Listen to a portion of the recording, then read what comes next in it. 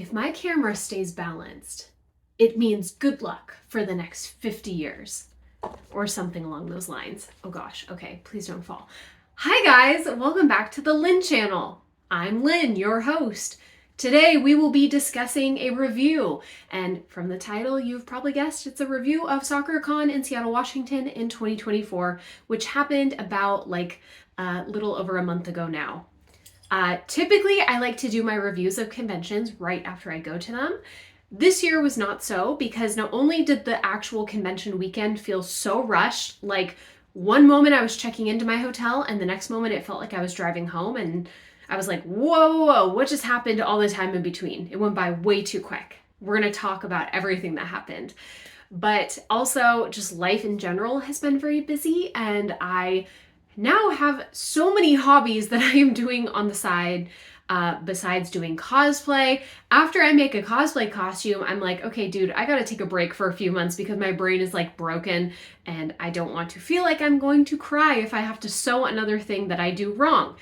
So I have been doing a lot of shopping on eBay, and I know this is going to sound very random, but looking up old toys that I used to have as a kid that I barely remember. So finding a little piece of like lost media that existed 30 years ago and trying to figure out what it was named and where it came from and how do I get one again. And it's been kind of like a fun scavenger hunt.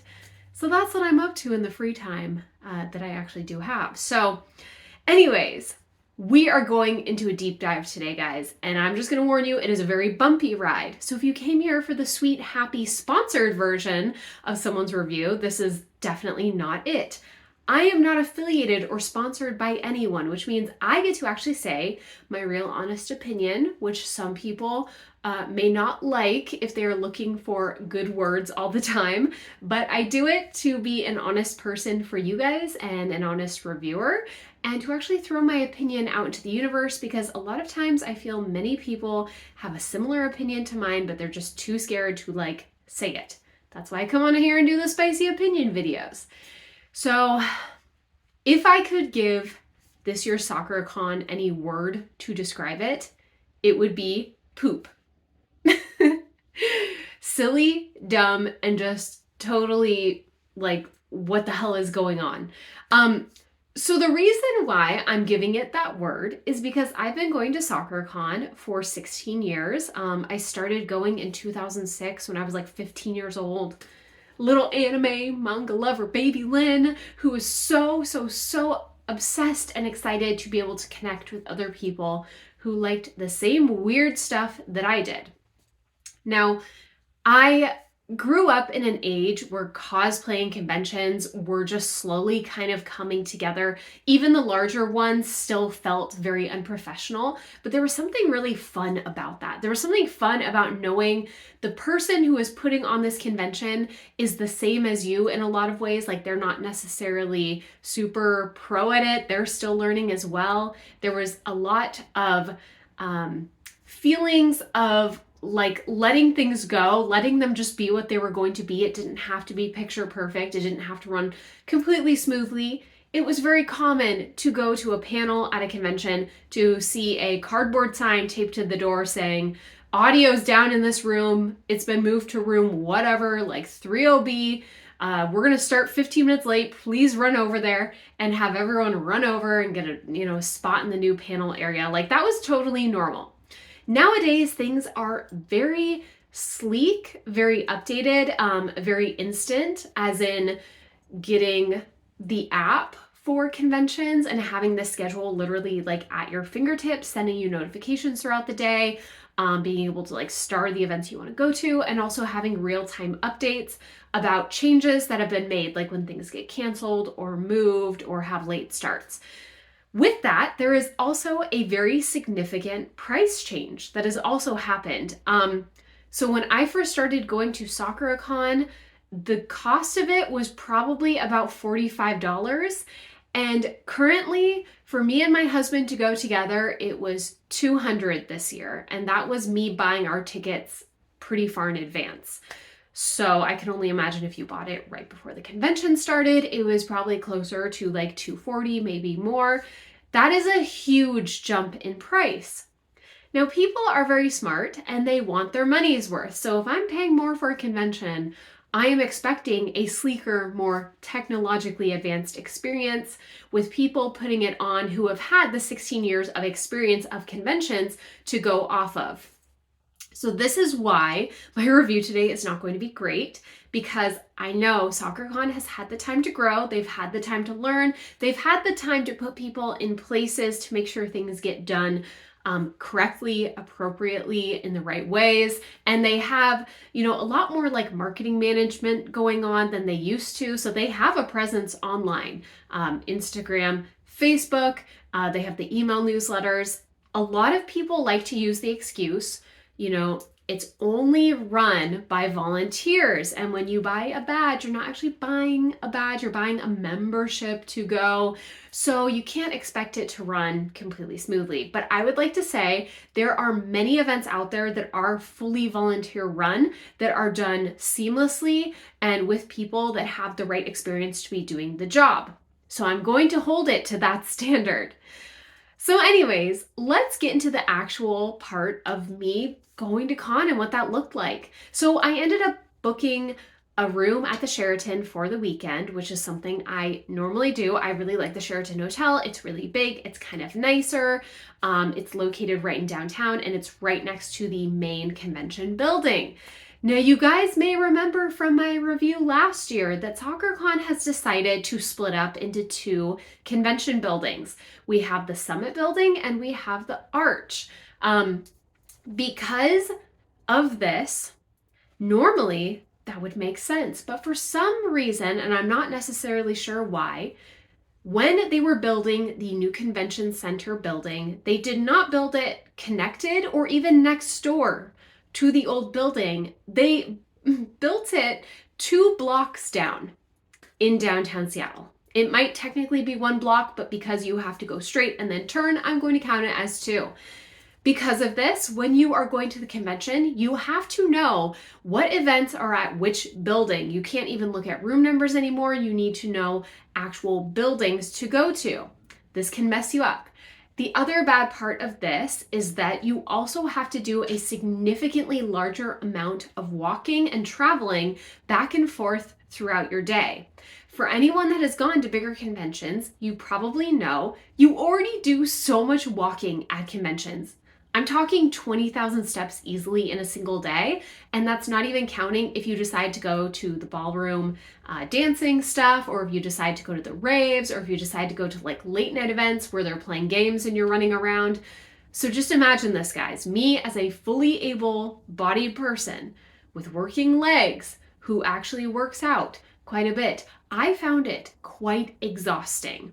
Now, because the buildings are far apart, it just makes everything significantly harder, because no matter where you book your hotel, it really depends where you plan to stay the latest.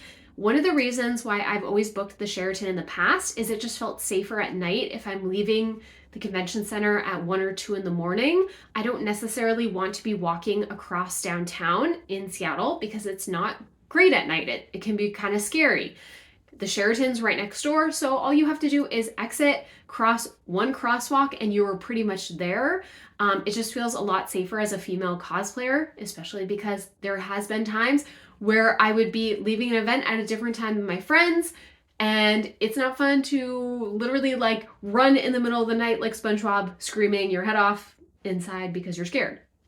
So with the buildings being separated, you now have to go, do I want to book my hotel closer to the old building or closer to the newer building, and not really have any control over where the late night events are going to be? Are you going to stay out till the rave at 2 in the morning? Are you going to be at a late night panel till 2 in the morning at the newer building? That can change things so much. So it's too variable to be able to plan for safety wise. The other thing that I have really wanted to bring up again, and I brought it up last year, is the fact of the lack of signage. I saw exactly 2 signs out in the street to point people where Sakura Con was. And because it's split into 2 different buildings, the newer building is actually kind of hard to find when you're walking. And again, a lot of people asking, a lot of people trying to follow others because they're lost. Like, guys, we're on year 2. There shouldn't be this confusion. If you are going to be charging people significantly more for their badges, the least you can do is put out significantly more signage and information outside to help people that are trying to figure out, okay, what the heck is the Summit building? What the heck is the Arch building? Which one is that? Where am I going? Like, I'm on this block. How do I get there? Okay, I went down one block. Why can't I see the new building? It's just still very confusing. And the other thing that I really didn't think about until after the convention, when I went to go look up pictures that people had taken during the convention day, is that there were so many cosplayers that I did not see. So a lot of times when we're in like Holo and Lawrence from Spice and Wolf, because it's a little bit more rare to see people cosplaying from that, when people photograph us, they'll ask like, have you seen the other Holo that's here? Have you seen the other Holo and Lawrence that were, wherever this morning? And typically, if someone says that to me at some point that day, I will run into those cosplayers and then we get to take pictures and it's really fun. This year, I heard that so many times of different characters that went with my costumes and I never ran into them, not a single time, because again, the map is just geographically much larger now. And because people have to travel in between buildings, it's very easy to like miss people completely. So you're kind of taking away that socialness that comes with going to a convention and running into other people when you were splitting it up this much. It also made me really sad because I saw a lot of people's photo galleries after the convention and I was like, oh my God, I really wish I had seen this character. I really wish I had seen this costume. I'm really sad that I didn't get to run into them. So again, I really wish we could like fix this. Okay, the next thing that we're going to talk about, and this was really frustrating, really frustrating, was the weird capacity rules that they just decided to throw in and implement this year around the main stage events. So for any of you guys that went to con this year, did anyone else notice that once they reached capacity at the main stage events, they no longer allowed people to even go into the area to line up for them? This threw me through like a complete loop because I was so excited that the cosplay competition this year was at a 5 p.m. spot instead of bright and early at 9 or 10 in the morning like last year. And we even gave ourselves like 30 to 45 minutes to actually go and get in line early just to be on the safe side. So in the past, typically what they do is for main stage events, you line up early, they let everyone in, and then if they're at capacity, they just hold up the line and they're like, oh, sorry guys, we're at capacity right now. You're gonna have to wait till a spot opens up. So even if you get to an event and you don't necessarily make it in right away, it's fine. You can wait in line. You'll just be maybe like 10 minutes late into the event, but you'll still get to make it. This year, they actually stopped us at the escalator and said, the main stage cosplay event is actually completely full right now. We're not allowing anyone else up. And I was so confused. I was talking with this guy going, okay, that's fine, but is there like somewhere we can wait for if capacity opens? And he was like, no, they're not going to allow anyone else into the event. So there goes my 45-minute early wait time. And then us going, well, what the hell are we supposed to do now? Again, I really hate to miss main stage events because I do feel that all the other stuff is really fun, but it's really sprinkles on top. My badge, the high price, is paying to go to the competitions. It's paying to go to the concerts. It's paying to go to like the bigger things. So yeah, that really sucked. I missed the cosplay competition. I usually plan to rewatch it online if I don't get to go to it, but I'm kind of salty about it, so I'm going to give it more time before I watch it. The next thing, let's talk about concerts. I need some tea because this, a little frustrating again. Another main stage event that did not go as planned. So for any of you guys that went to Sakura Con, you will notice, typically Sakura Con hosts 2 bands, one on Friday night and one on Saturday night, which is great because if for any reason you are only going to con for one day, or you can't go to the band one night, like if there's a panel or something you'd rather go to, you can just like hold it off and go to the next band that's performing the next night. The bands are usually awesome. They're really fun. They're great concerts to go to. Like, I actually think they're very much worth it as a convention sort of concert. But this year, the first band actually canceled. And so I was a little thrown off by that, especially because I do try to like listen to the music in advance if I haven't heard very much of them before. Like, I want to get to know them before I go see them live. So one of the bands canceled literally the day before they were supposed to perform. I was like, it's really weird when a major event gets canceled that last minute, especially if it's a band that has multiple members, because it's pretty common for a band to show up and have like a member out sick, or a member that like for some reason their flight got canceled, they couldn't get over. I've been to Sakura Con before where only 2 members out of a 4 or 5 member band actually showed up, and they still held a really fun concert and everyone had fun. So it was weird to see the entire band cancel like the day before. Again, I don't know the reasoning, but that did suck because I was like, okay, great. So we have one concert to go to, so we better go to it on a Saturday night. And I will talk about that concert later when I talk about the good stuff. I know, crazy. I actually have good stuff to talk about. Okay, we're moving on to my next complaint. Are you guys sick of this yet? It's a lot of complaining.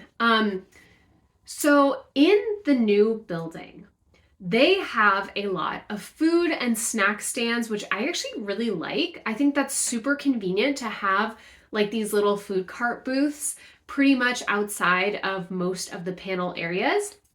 If you're waiting in line for something, one of your friends or spouse can go and run and grab snacks while everyone's waiting in line. Or if you're walking from one area to the next and you desperately need a drink or a soda or something, it's nice to just have like a little food place you can stop in and get stuff. But my complaint about that is the fact that they kept running out of things. They kept running out of drinks. They kept running out of food. And when I talk about running out of stuff, I don't mean just like 1 or 2 things. I mean like literally everything was like wiped out of these food stands. I don't know how they stock them, and I don't know how they decide like how many people will be at the event and like how much they should have. But several times I saw food stands that were like completely sold out, as in there was like water bottles and that was it. So that kind of sucked because I'm like, oh, yay, now there's more food options. And I'm like, okay, never mind. Just kidding. You have to get to them early, apparently. And my last really big complaint is that my favorite little takeout restaurant went out of business. I was so sad. This is going to sound really dumb, but I do not remember what the actual name of it was. It was a little vegetarian place. I think it was called like the Rice and Roll or something like that. It was located right underneath or right like next door to a hotel. And it was a great place because number one, they had a little seating area inside. So if you wanted to sit and eat your food, you could. You could also take it to go. It was one of the few places that actually had like vegetarian options, more healthy food like rice and whole grains, just a lot more variety than some of the stuff that you get around the convention center without having to actually go into like a sit-down restaurant. And there was many times where I stopped in there and got like a teriyaki bowl or a salad or something when I desperately needed some like fiber and protein and not just like chips and pizza, which is what pretty much everyone eats at conventions. But I was really sad to see it was boarded up and the sign was taken down. And yeah, it kind of broke my heart because I had been going there for like a really long time. And I was like, wow, times are changing. So now that my complaints are out of the way, I do want to talk about 2 other complaints I heard.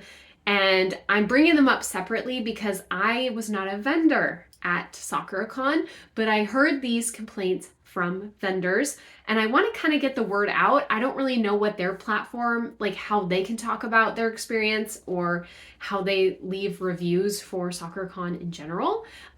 First thing, what is going on with the vendor fees? Because I heard several vendors online talking about how the booth fees for Sakura Con make absolutely no sense. We went from having one shopping hall that was artist, commercial, and a little bit of like overflow in an additional area to now 2 giant, fully capacity-wise halls, one in the old building, one in the new building, and still they have decided to charge vendors an extremely high price for a booth.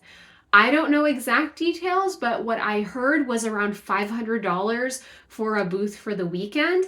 And we're talking like a tiny booth that is in a sea of hundreds of other artists.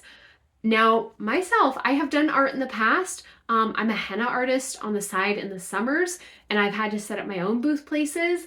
I can already tell you that as a small artist, having a booth fee that high would make me not even want to try to sell there, because you would have to have such high profits to even make that back. I honestly don't know how many artists did it. I don't know if they do it as like an event just to like get their name out there, if they don't expect to make the money back, like how that works. But I do have to say it felt kind of scammy. It felt a little bit like they're trying to scam the artists, thinking maybe the artists wouldn't know the history of Sakura Con and like previous booth fees. I do know that we had a very large amount of attendees this year, which is great, but that goes on to my next complaint that I heard, which is that the Wi-Fi in the internet in the sales hall was horrible.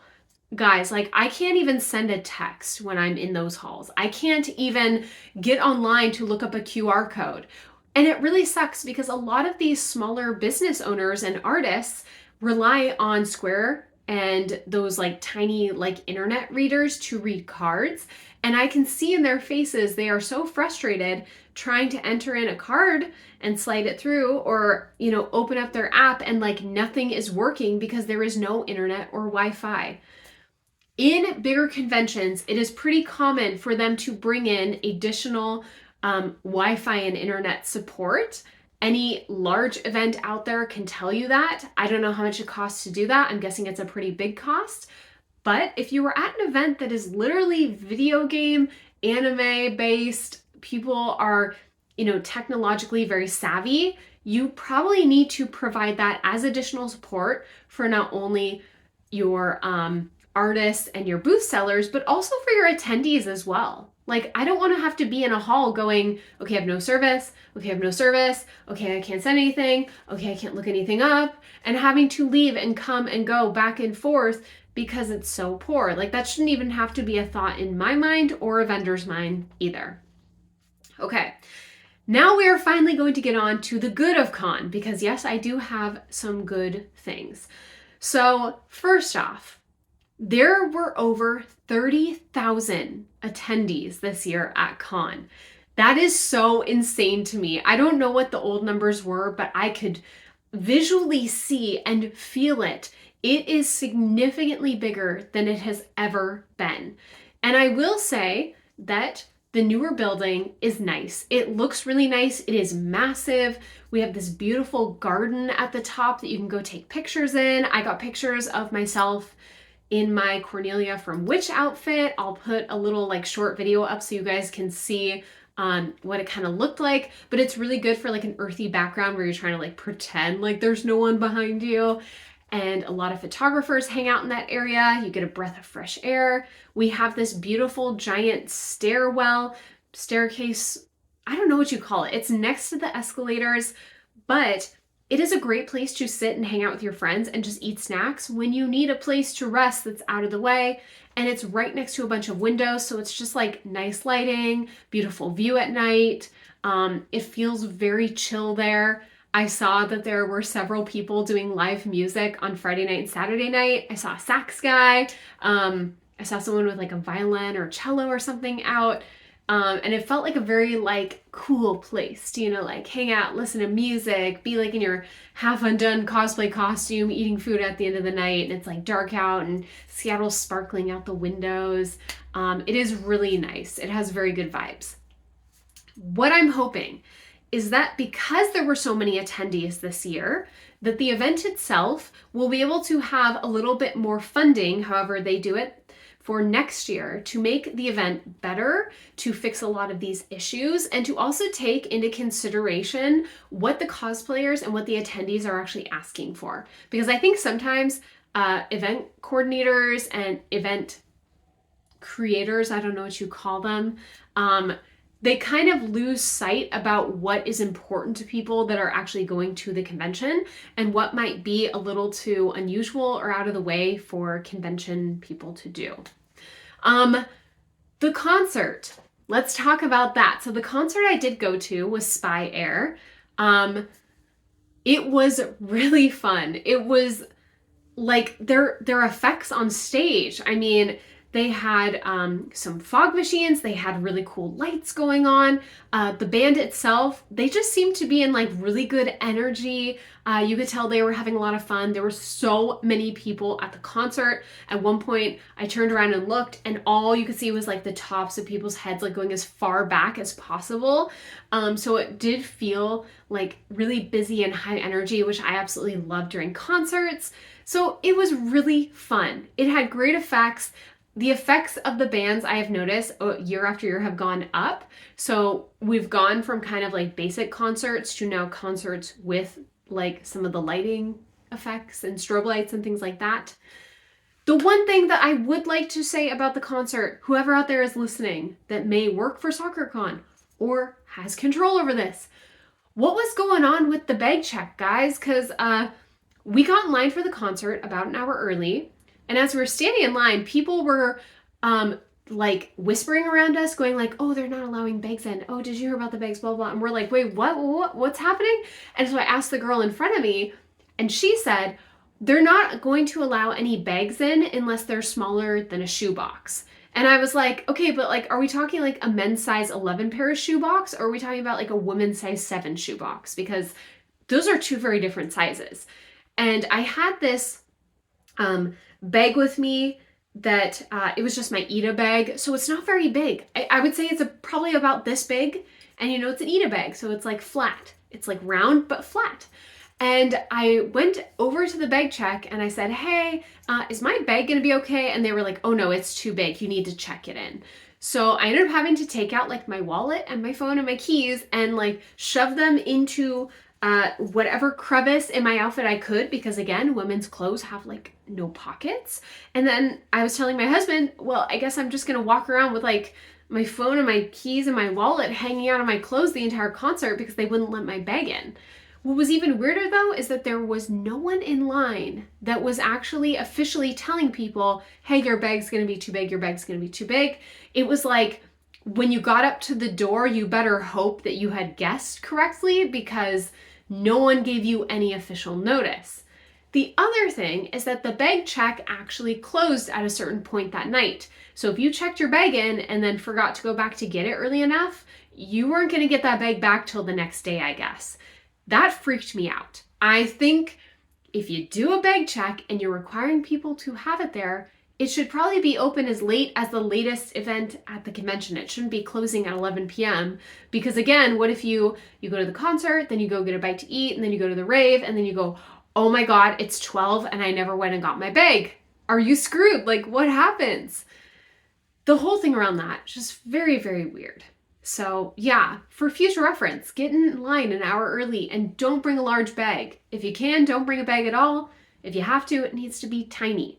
The last thing I will say that I think is a really good thing is that this year I heard way more people being vocal about wanting their money's worth and about the price of the con badges being way too high for the value that we were actually getting at the convention.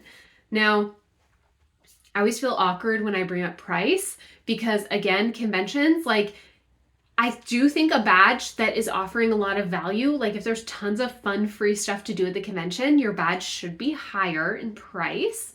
But at the same time, going to a convention right now at this point in time for 2 badges for me and my husband, plus the hotel for the weekend, it cost me almost $700, guys. So like, it's expensive to go to a convention weekend. And maybe convention coordinators need to recognize that like the average con goer needs to actually be able to afford to come. It shouldn't be this massive, expensive luxury. It should be affordable, like have lots of different price points for people that need it that way. And I heard a lot more people talking about it this year, which is good because when people talk about it and they bring it up, that's how things change and get better. So anyways, now that we're at the end of this video, what did you guys think of Sakura Con? Do you agree with any of my points, or do you have other points? Do you have questions that I can answer? And hopefully I will be back to do another review, because there are a couple conventions coming up in Seattle that I want to go check out. So come back here for more opinions and stuff. So anyways, I will see you guys back here later. Have a good night. Have a good start to spring, and I'll see you next time. Bye, guys.